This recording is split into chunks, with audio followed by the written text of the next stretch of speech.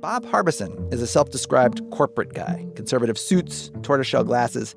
He was for many years a senior manager at TWA, and after that, an executive in the oil and gas industry. He was also friends with people on the board of the Tulsa Chamber of Commerce.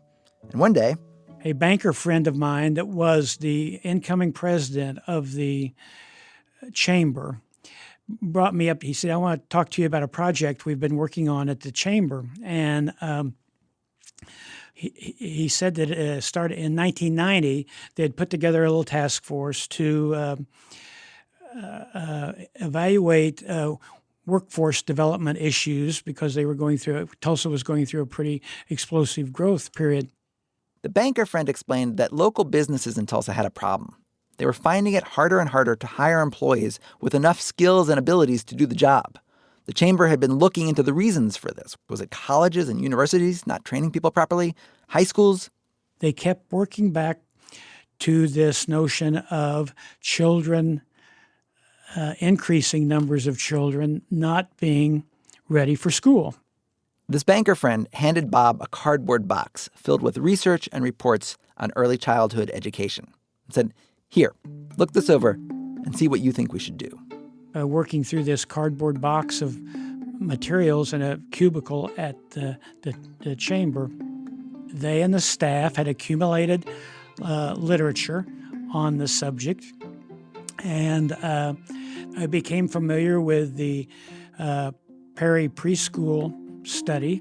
And do you remember reading those studies? Like, was that sort of an aha moment where you were reading like these long-term effects of preschool? Was that what do you remember your mindset then as you were reading through? I tended to frame things in terms of my business experience. It was just sort of automatic. Harbison said he thought back to his career in the airline industry, where one of the worst things you can do is fly a plane with an empty seat. But a kid who comes to kindergarten too far behind, statistically, that kid might never catch up. He's occupying that seat in first, second, third grade, in middle school and high school, but the seat might as well be empty for all the good it's doing the kid sitting in it.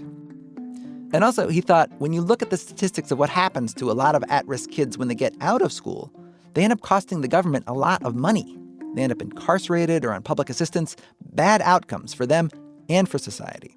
I always thought about if there was a business or a group of businesses and they had agreed to pay for all the outcomes, they would be spending money on prevention.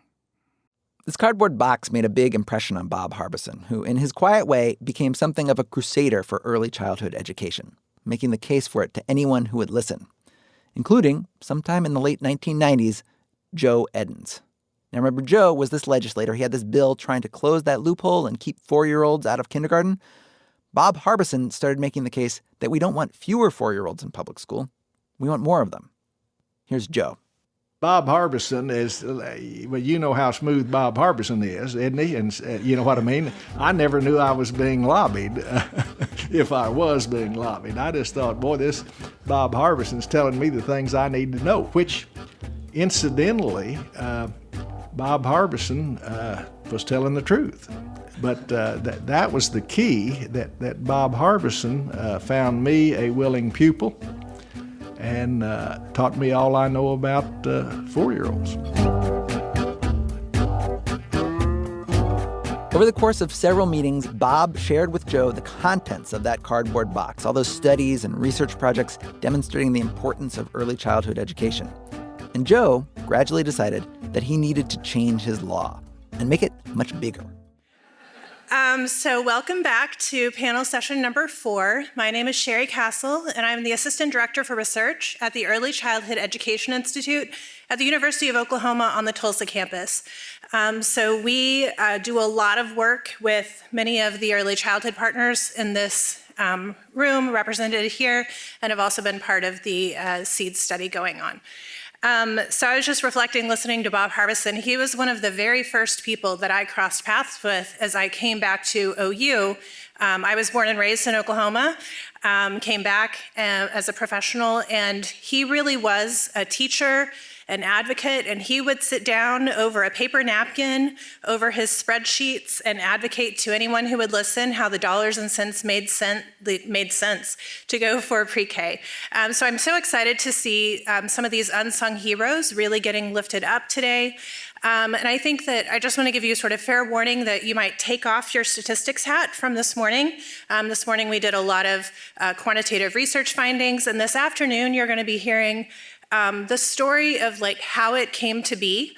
I kind of think of it as the way that big P policy gets enacted as little p policy, and then another P of practice, how that shows up in the programs that folks like those who are here on the stage are administering every day and thinking about crucial nuances that we often gloss over as researchers. So I'm excited to be here and listen to our panelists. I'm going to first introduce Ginnie Graham, who is the editorial pages editor from the Tulsa World. And then following her will be Kiely, executive director at CAP Tulsa, Head Start program that you've heard so much about this morning and a lovely partner of ours. Next up will be Delia Kimbrell, who is the senior director of research and policy at Impact Tulsa. And then finally, Lauren Jenks-Jones from the Oklahoma State Department of Education will be speaking, and she is the Executive Director of Early Childhood Education. So I hope you stand up, stretch if you need to, but I think you'll be enthralled and engaged by these exciting tales, like the untold tales of how universal pre-K came to be in Oklahoma.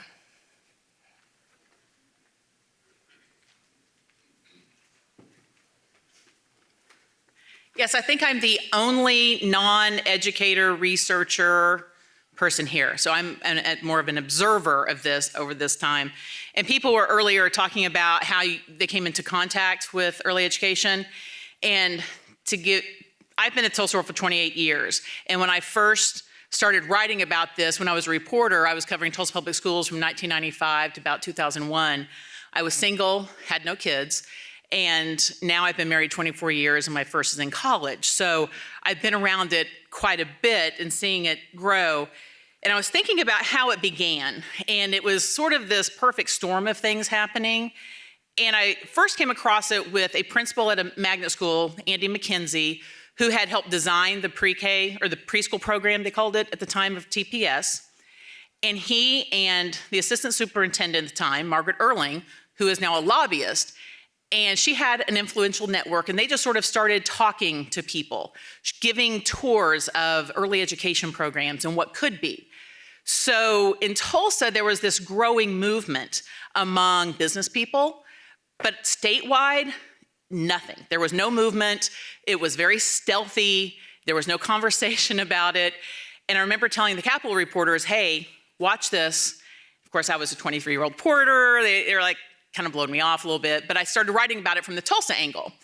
And you heard from Bob Harbison, who is certainly influential at the chamber, but he brought along two other gentlemen who were retired executives from public utilities, Martin Fate Jr. and Pete Churchwell. And these three gentlemen were older, retired, not liberal, on the conservative side, but they were bothered by the white flight they were seeing, the growing poverty, the student outcomes, and they all sort of moved in the direction of early childhood. That based on what they knew, which wasn't much at the time, he told you the studies, they were convinced this is the workforce development. And when Bob made it a priority at the chamber, that really changed things because all of a sudden the business people bought into it. That it was no longer a woman's issue, it was no longer daycare, that this was education. And I remember there were citywide summits where the mayor was there and they had all types of different, political spectrum represented. And so they sort of brought that along. But at the state level, Representative Edens, who's a funny guy, but he was being approached by rural superintendents saying, we are putting our pre-K and our kindergarten together, and that's not appropriate. So Bob Harbison worked on him, but also the rural superintendents, saying, if you can just, at the time, pre-K student would get half the cost. So if you can just make it full cost, we can make two different classrooms. So he started kind of working his rural contacts, and I think he might have underplayed the impact that it would cost, because he's like, oh, it'll be fine. no, there won't be any real big costs involved. So I don't know whether he was underselling that or not, but he got his Senator Penny Williams from Tulsa and Ramona Paul at the State Department of Ed. These three sort of worked magic at the state capitol where no one was writing about it. But in Tulsa, it was kind of a different story. But once it passed, then it was kind of funny how then it kind of started exploding and the movement sort of took off. But while it was kind of quiet at the Capitol, what was happening in Tulsa at the time, because that was about universal pre-K. In 1997, Tulsa almost lost its Head Start grant. So it was managed by a different nonprofit and completely mismanaged. Federal government said, we're taking it away. The city comes in and says, well, wait a second, let us take over for a while, we'll find another nonprofit. And then all of a sudden, Stephen Dow appears. And he had taken over the Community Action Project. And you'll meet Stephen in a little bit, and he does nothing under the radar. I don't want to say he might have been distracting from the state, what was going on in the state, but certainly as trying to keep Head Start was big news at the time. But what Stephen brought to the table has been amazing. He had a vision for what Head Start could be, and with bigger than what I think anyone ever envisioned. And he really transformed the targeted early childhood program. And what he brought along were some philanthropists who were interested in poverty intervention. And key to that was George Kaiser. And I still remember the day George Kaiser came into the newsroom with Stephen Dow to talk about why this was important. And Mr. Kaiser brought along other philanthropists to establish EduCare centers, and also ultimately the teacher preparation program at OU Tulsa. And what that did, when you bring in these business people and you bring all this in, is it just really legitimized the industry. It just elevated it professionally, and then all of a sudden data came through to kind of prove that it was sort of worth it. And I will say that one of the things and so that's how we ended up with two. We ended up with universal pre-K that everyone loves, and even though the Cato Institute and the Heritage Foundation later tried to get lawmakers to pull it back, everyone liked it. Then you had this targeted program that were happening at the same time. And that's sort of how that began. But there were some things I think they'll talk about later, some of the challenges, the consequences we didn't think about, and that was the effect it had on the existing childcare industry, because it certainly did. Existing childcare centers, once they lost their 4-year-olds to public schools, some of them didn't survive, and even now we have challenges of people, it's unaffordable, inaccessible, that people can't afford it. We still have, and it was interesting, and can't wait to write about this, lawmakers still take aim at these programs for fade out. There's still this sort of notion that why are we putting all this in when we're not seeing the payout at the end? So that's something that I think we still have to kind of work on a little bit. Then the other right now in Oklahoma is just teacher pay. That's been brought up a little bit, but we underpay all of our teachers, and we're having a real struggle with that. I know it's a national problem, but in Oklahoma, it is acute. We're just trying to find, I think, breathing humans without criminal backgrounds sometimes to be in our classroom. It's really bad. So that affects pre-K, though I think pre-K is doing a pretty good job because people who are teaching that tend to want to teach in that. So those are the 3 challenges we found today. So anyway, that's where my background.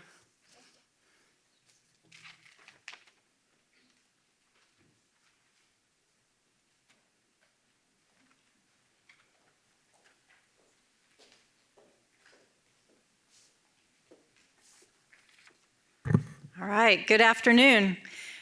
As Sherri said, I'm Kiely. I am the Executive Director of CAP Tulsa. I've been with the agency nearly 14 years. It does feel a little bit awkward standing before you and talking about the history and the key features of CAP Tulsa with Stephen Dow present. I feel like he should be doing this. But we work closely together, obviously, to 2019. And then when I took over as executive director, and I had a 6-month honeymoon before I became the pandemic executive director. So I'm really excited to be able to share with you here today key features of CAP Tulsa. You know, we're talking a lot today about Head Start and pre-K. And that is certainly a very important part of what we do at CAP Tulsa. We are an anti-poverty agency. We serve birth through 5. We also have significant early Head Start funding, plus our Oklahoma Early Childhood Program funding. We serve nearly 2,000 children year-round with birth through 5. And we have a 2-generation approach where we're also serving the parents. I'm trying to break the cycle of poverty.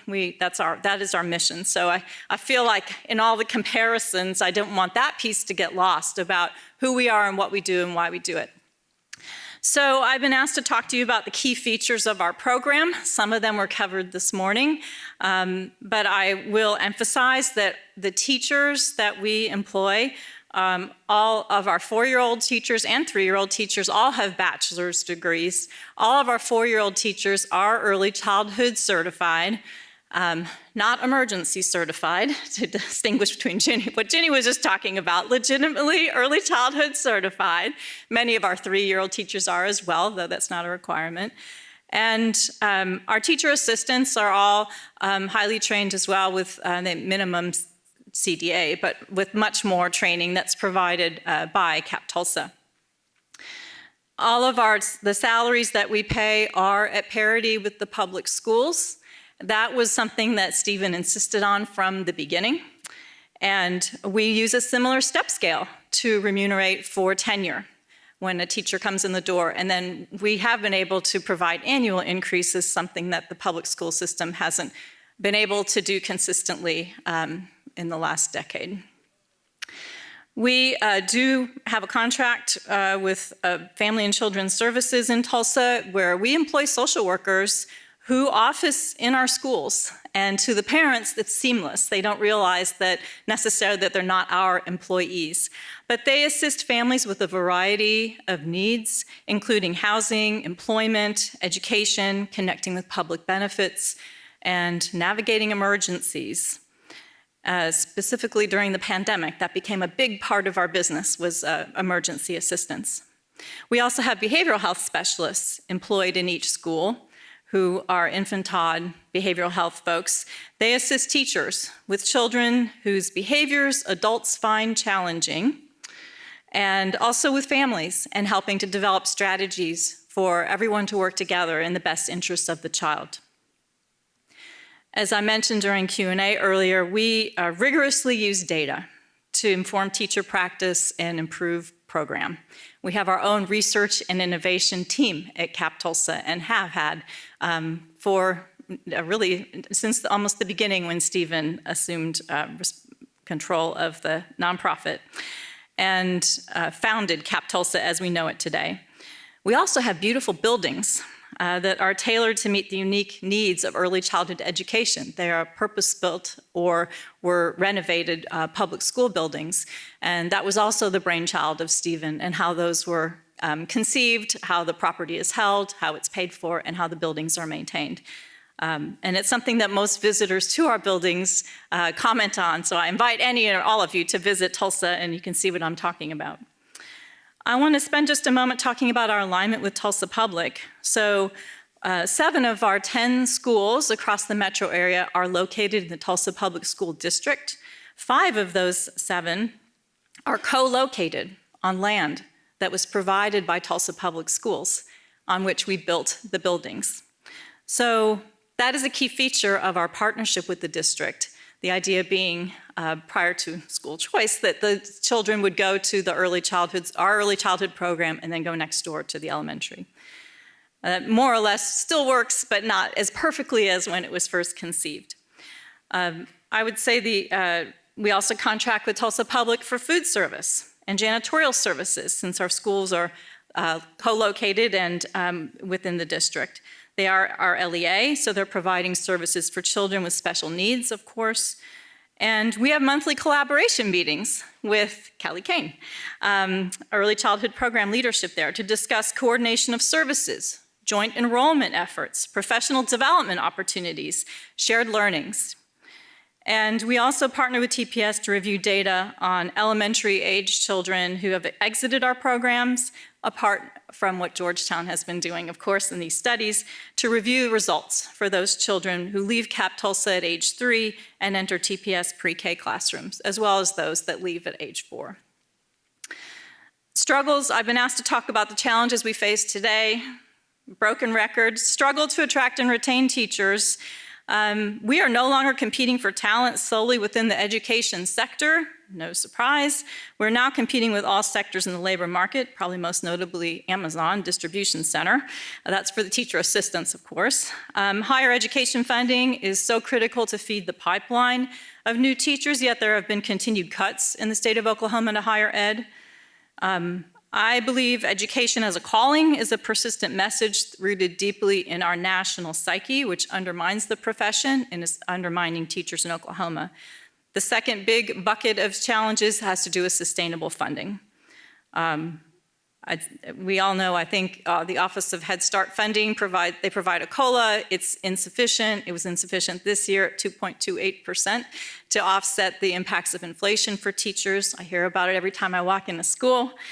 And of course, the federal funding opportunities for childcare and early learning and Build Back Better seem to have evaporated. I'll stop there with the two major challenges I see, and I'm sure we'll get into some more. Thank you.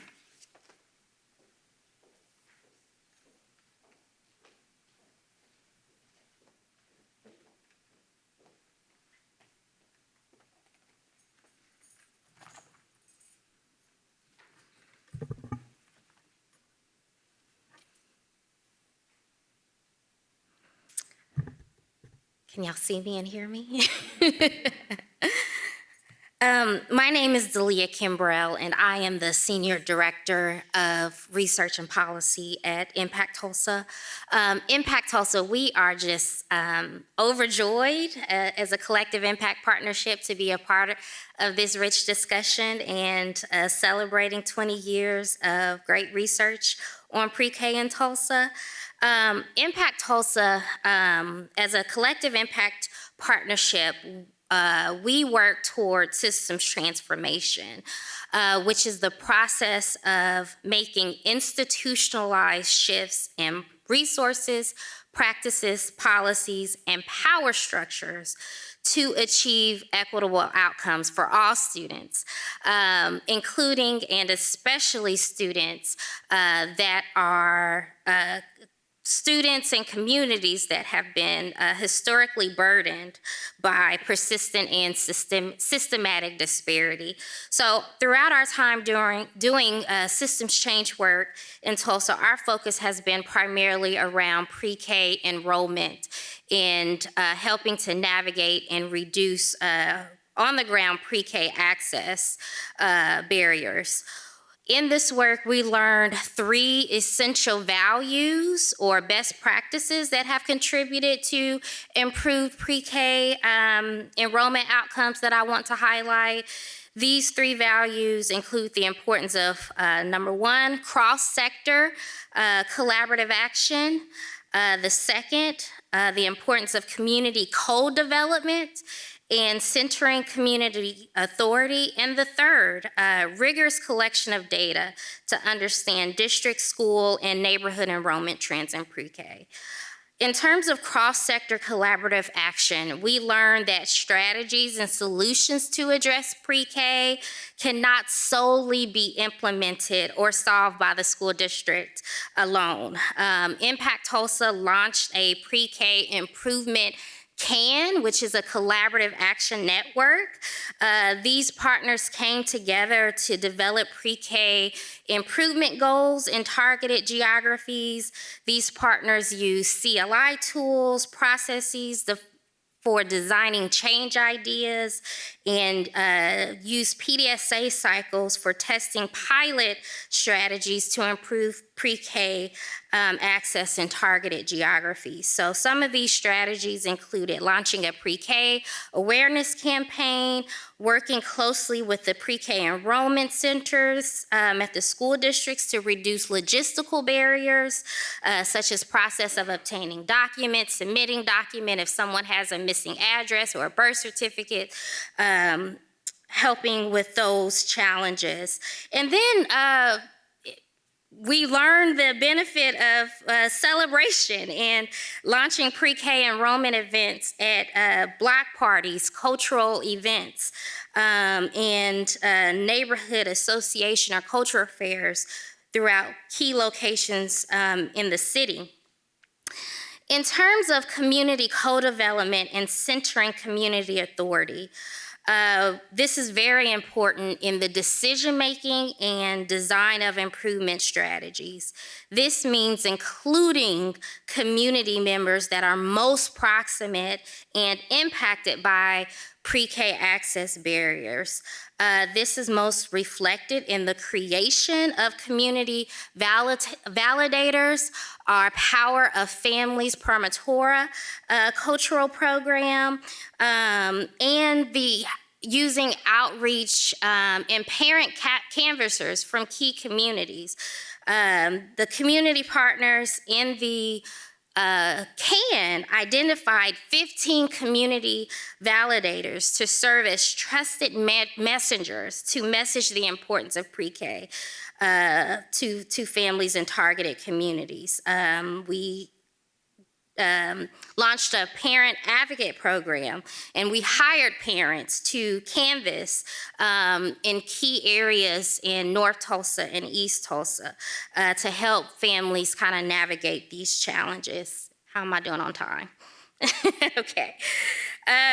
We learned, in terms of the, so through mobilizing these community members, we created pathways for leaders to emerge within their own communities, and they made decisions about the most appropriate strategies needed for their communities in encouraging pre-K access.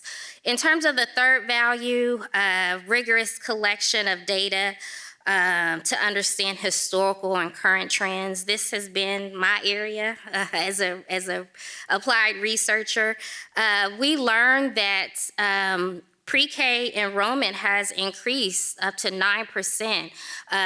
We like to think as a result of the rich collaborative action and pre-K community-wide campaigns that we help facilitate it.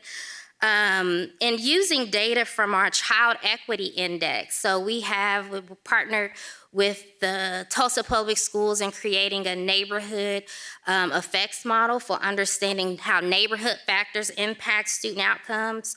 We created pre-K enrollment heat maps.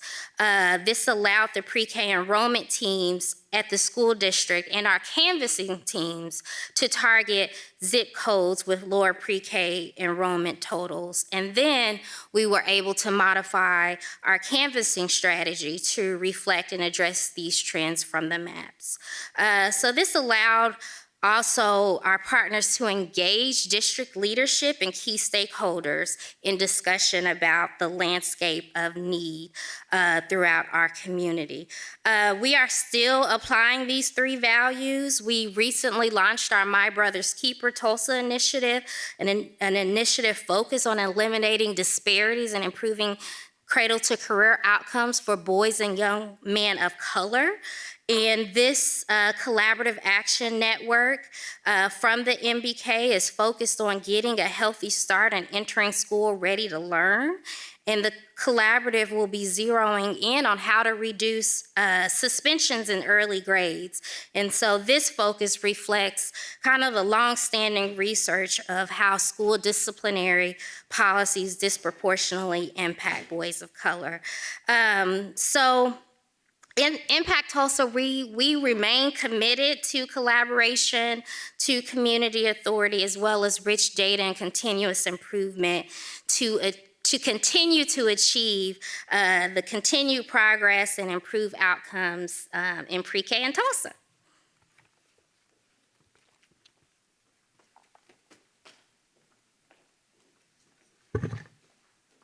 Good afternoon, everyone. If you'll give me just a second, I am the one person who couldn't get their notes quite printed for the day, so we'll have to rely on my computer. I am so appreciative to be here with you all this afternoon. My name is Lauren Jenks-Jones, and I am the Executive Director of Early Childhood at the Oklahoma State Department of Education. My role sits within our Office of Curriculum and Instruction, and I'm hoping to share with you just a little bit about the state's role in overseeing the pre-K program, as well as some of the things that we're doing to try to support quality across the state, and some of the differences between what we've heard about Tulsa and what may exist in that larger landscape. But I just have to say first, it's so inspiring to hear all of the work of the researchers in this room and the practitioners that are here. I just have to say how much I stand on the shoulder of giants in this work, from Dr. Paul and all the others that have been mentioned today.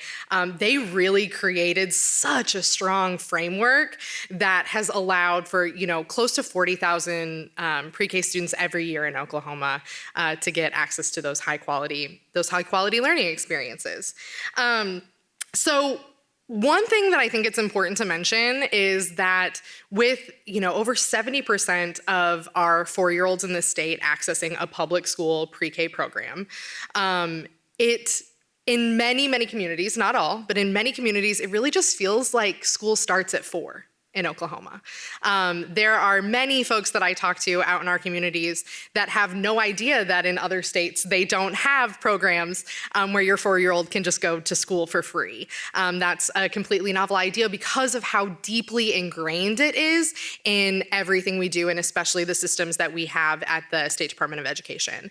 A couple of examples of those for us are things like our Oklahoma academic standards, which every state has something that they're using as the outcomes that they're hoping for each grade level for children, but ours start in pre-K. And so we have an aligned system right from when students are walking in the door and building that academic context as they go through. That also is reflective in our curriculum frameworks that we provide as a resource to teacher, and our family guides that are wonderful resources that we provide to schools so that they can have conversations with families about what their children are learning across those content areas.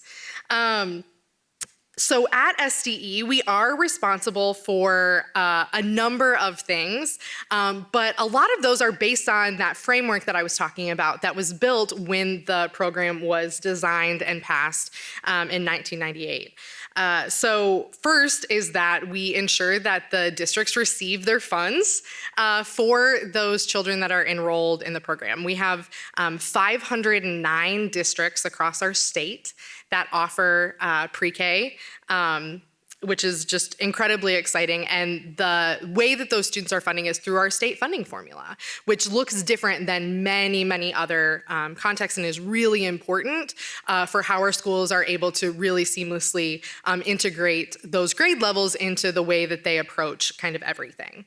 Another thing that we do is ensure that those markers of quality, things like the low child to teacher ratio, the pay parity that is required for pre-K teachers to be matched with any other K-12 educator in our system, as well as the credentialing and the requirement for all of our teachers to be early childhood certified and credentialed. Those are all things that we kind of make sure are still in place and everyone is meeting those requirements through our accreditation and accountability system. So one thing, though, that is unique in the state feature is that we have all of these really, really wonderful frameworks of support that are in place. But in so many ways, because we are a local control state where each district is making independent local decisions about what's best for them and their students, there is not a lot of direct control that we often exert on programs, and rather we at OSDE have to rely on creating support structures and influencing programs to move in the direction of quality. So there's a number of ways that we have been able to do that over the last number of years, but I'll just speak to just a few of them. So one, for example, we've heard today talk about curriculum and how big of an impact curriculum can make. We acknowledge that, and at the state we have a textbook adoption cycle that has recently been updated to include a high-quality instructional materials review. And this year, for the first time ever, we will have a unique cycle just for pre-K and kindergarten comprehensive curriculums, where we will have a unique rubric that is designed for those type of programs. We will have a review team that's made up of early childhood experts and professionals that are actually doing that review. And then all of those results will be published on our website, so any district, as they are looking at what curriculum they want to adopt, will have the resources that they need to make really informed decisions about their students, or for their students. Last year we created a really wonderful toolkit for enrollment that's just plug and play. We often hear from districts and teachers that they just need more time, and so taking a load off of them by creating flyers and other things is incredibly helpful. We have an early learning inventory, which is an observation-based toolkit that we're expanding to pre-K this year so teachers can make data-informed decisions. All of these things are really wonderful structures that we're excited to be putting in place, and many, many, many others. If anyone wants to talk all about those things, I'd love to. Real quickly, though, I do want to just explain kind of the difference that we might see in Tulsa and other programs in our state. So we've heard from these wonderful partners, there is so much community support in Tulsa, and there are wonderful organizations, just like Impact Tulsa, that are doing this kind of work. Whereas in other places in the state, we may have a superintendent who is also acting as the principal, who doesn't have a background in early childhood and is also driving the bus in the afternoons, right? Who's trying to support the early childhood educators in their school and make those decisions. So we really want to think about how we create some structures that support all of those folks across our state to have that same level of community involvement and community impact and community support that has made the Tulsa program just so unbelievably successful. And I am excited to continue to work and learn from all of the wonderful work that is going on there and continue to partner. All right, so thank you so much to this great set of panelists. I imagine that not a single person, even those from Tulsa who are in the room, can walk away from this panel without learning something new today, because that was a lot of great information. So now we're going to turn to the Q&A. Do we have anything? We don't have any coming in from the online area, so anyone in the room want to offer up a question? One right here. The mic is on its way.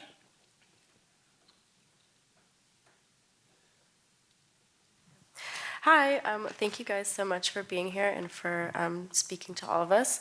I had a question regarding the Impact Tulsa and the work that you guys have been doing. The 3 values and steps seem really remarkable. And I was wondering what advice or strategies you could recommend for scaling that or dropping that into another city and looking to make that work. Yeah. Am I on? Okay. I think collaborative action networks is something that it's a convening strategy that 70 collective impact partnerships are modeling throughout the country. Impact Tulsa, we are a part of the Strive Together National Collective Impact Partnership. And so really taking cross-sector partners from different disciplines and bringing them together to address a key critical problem or critical issue and develop an aim statement and develop cross-sector strategies using CLI tools, I think is a proven strategy for addressing many of the challenges that we see improving cradle to career outcomes. And I think the learnings from Collaborative Action Network is recently is related to centering community authority. How do we really bring in not only practitioners or frontline, but also the experiential impact of how these programs are working or what isn't working from the voices of community, families, and youth. So those would be, I think, two critical areas that we found that is really important in doing this work.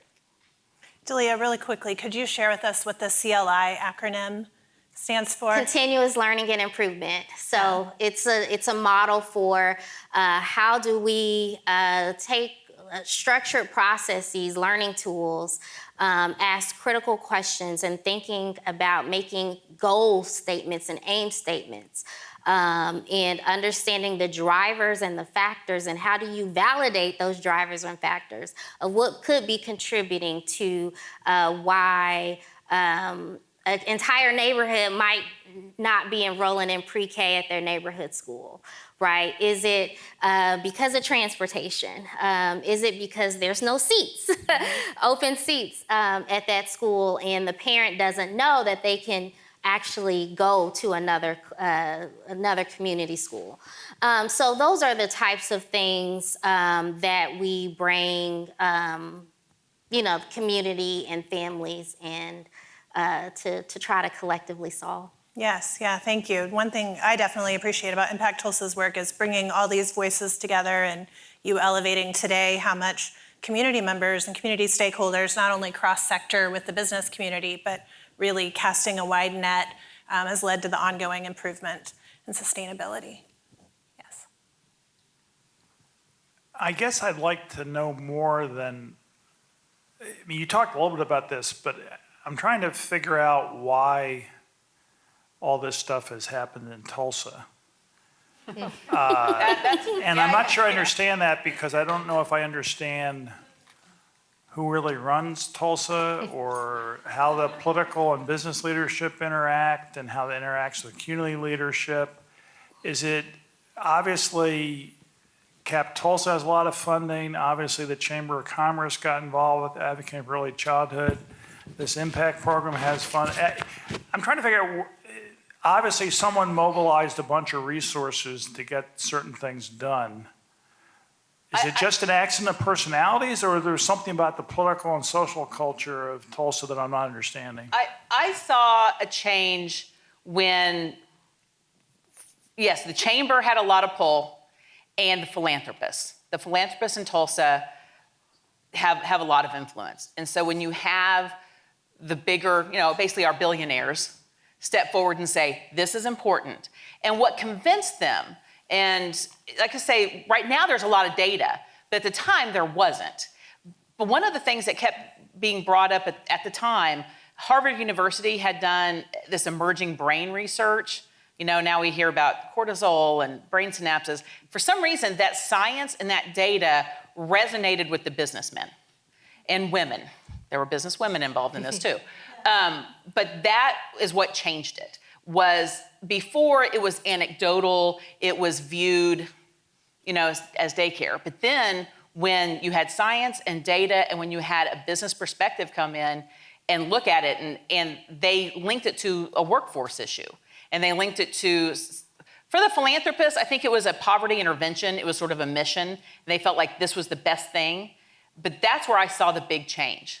The big change in attitude, the big change in money and funding. And when the philanthropists started putting millions and millions of dollars into it, then they were able to leverage other state and federal grants, and then that's where it sort of took off. So that's where I saw the difference, was bringing that. And philanthropy and business are hand in hand. So that's where I saw the big change. I don't know if that answered your question or not. Does anyone have anything to add? Stephen Dow might have something to add, I don't know. Yeah.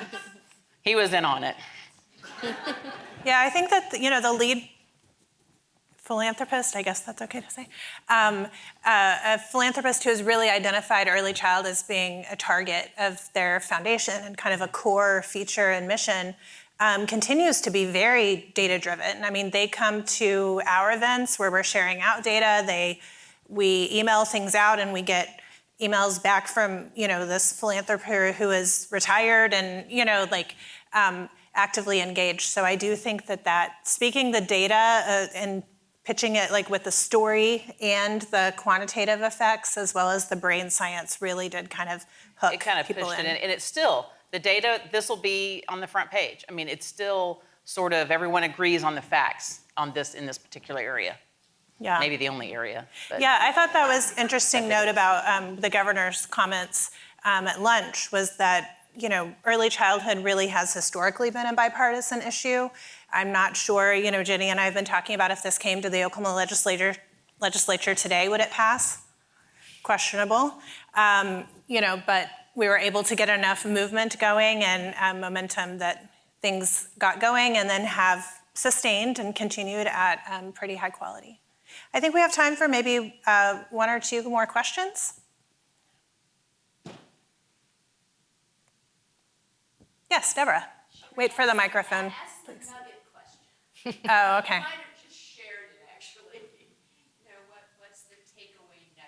Sure. Yeah, so Deborah Phillips here of Georgetown just asked the question for those who are live streaming with us. What is the takeaway nugget from this panel, from this group of observers, from people who are actively out there thinking about what makes the magic happen on a day-to-day basis, and how do you sustain that? How do you not let it get kind of crushed under all of the mini trials of the day so that we could go on for a while? Karen, it looks like you want to hop in. I could take that maybe, or at least start. I think 2 things come to mind, Deborah. First of all, collaboration. I think you're hearing Tulsa, there is some special sauce in Tulsa. Yes, it's a wealthy community, and we do have our share of oil wealth and billionaires, but also this really intense focus on early childhood and just a giving spirit in that community. So I'd say collaboration and collaboration with each other, as you've heard, I think is really part of undergirding our success. And well, I'll just stop there. I think that's probably sufficient. I think you have to bring in private business and data, because to me I see states that try to just do it just from the education angle or just from a political angle, and you have to kind of get past that. And what worked for us is bringing in a business perspective and getting them on board. I also think the combination of taking the data that we've heard so much about this morning and is so powerful, and then combining that with personal narratives and helping people understand what this looks like in practice and what it means for families and what it means for kids. And those 2 things combined are just so unbelievably powerful. And it's not without that collaboration that Karen was just talking about that we would be able to really appropriately tell those stories. I would just add, I think we have a shared community vision and a shared commitment to seeing cradle to career outcomes improve, and recognizing, you know, what is the core, you know, foundational pieces that is needed to see those outcomes improve over time. Mm-hmm. Yeah, that's a lot of great insights. I think we have time for just one quick last question, if anyone has any last thoughts to share or questions to ask. Okay, you know, I think one thing that was interesting about the governor's pitch of what's happening in Colorado is the distinction between, whereas Oklahoma, I don't know if you caught this, but we have a 1-to-1 funding formula where pre-K students get full funding allocation compared to K-12 students. You know, and so then they are a full-fledged member of the public school, which I think does have trade-offs. So there are definite benefits of that, and there are consequences that I think maybe are going to be discussed on an upcoming panel, and if not, it's an important thing for policymakers to be considering as well. So with that, we'll wrap up, but it's been so great to share the stage with you all and hear your important stories and contributions. Thank you all.